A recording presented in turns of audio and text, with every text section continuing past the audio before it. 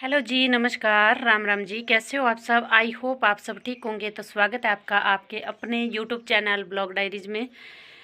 तो ब्लॉग की शुरुआत हो रही है शाम के टाइम से। तो सुबह गई थी मैं गोहर, तो वहाँ थे प्रेग्नेंटों के चेकअप, और उनके उसके बाद आई मैं अभी घर। तो फिर खाया खाना और फिर बर्तन वगैरह साफ़ करके अब जा रही हूँ मैं घास के लिए। तो शाम का टाइम हो चुका है, अब मतलब सारा काम जल्दी जल्दी से करना होगा।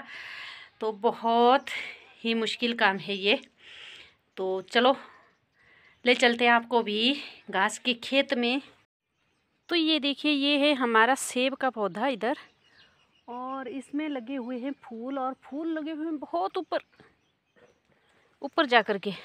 अब फल लगेंगे पता नहीं, क्योंकि हमने अभी पहली बार सेब की खेती की है। खेती तो क्या 8-10 पौधे लगाए हैं हमने। इधर है घास, आगे है गेहूं, क्योंकि यहाँ हमने नहीं बिजाई थी गेहूं। यहाँ हमारे हुआ था काम मनरेगा का, तो यहाँ भी नहीं बिजाई है। यहाँ सिर्फ घास ही घास है। इसको निकालूंगी मैं, क्योंकि मेरे को निकालना है बहुत जल्दी जल्दी घास। तो यहाँ खाली जगह जल्दी हो जाएगा। गेहूं के खेत में ना टाइम लगता है निकालने के लिए, तो मैं निकालूंगी इधर। ऊपर देखिए हमारे फूल कितने प्यारे से है, और ये है हमारा घर।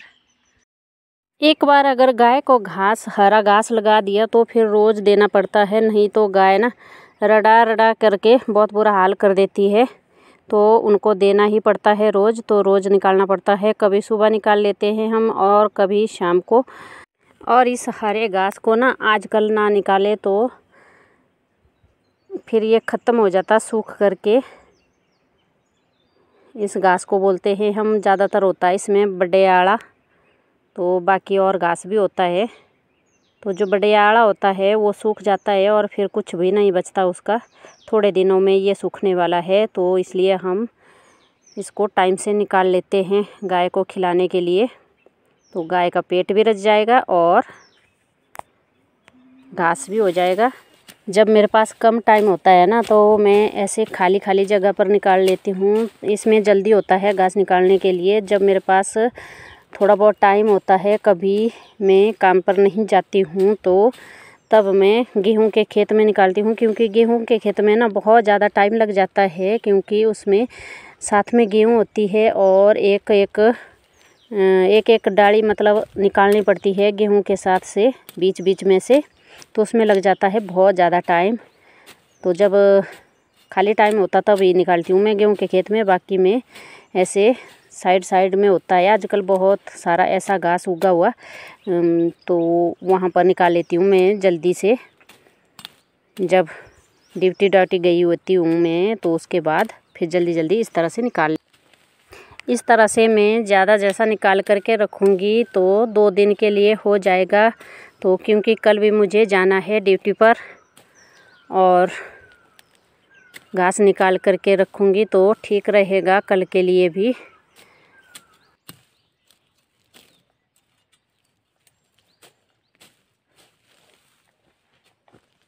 ये देखिए मटर को हमारे फूल पड़ चुके हैं,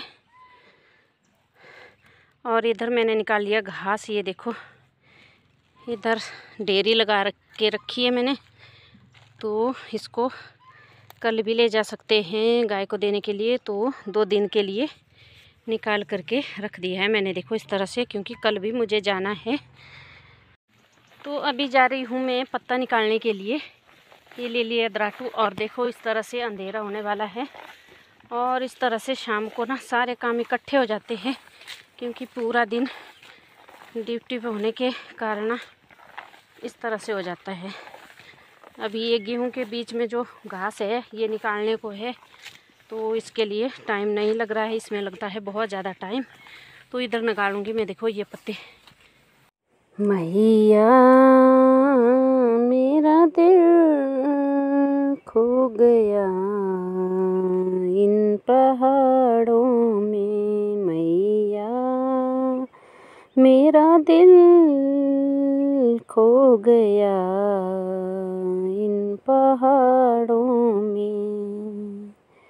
तेरी चुनरी है माँ बड़ी प्यारी है माँ, ये जो चुनरी है माँ प्यारी है माँ। ऐसी चुनरी ना मिलती बाजार में, ऐसी चुनरी ना मिलती बाजार में मैया।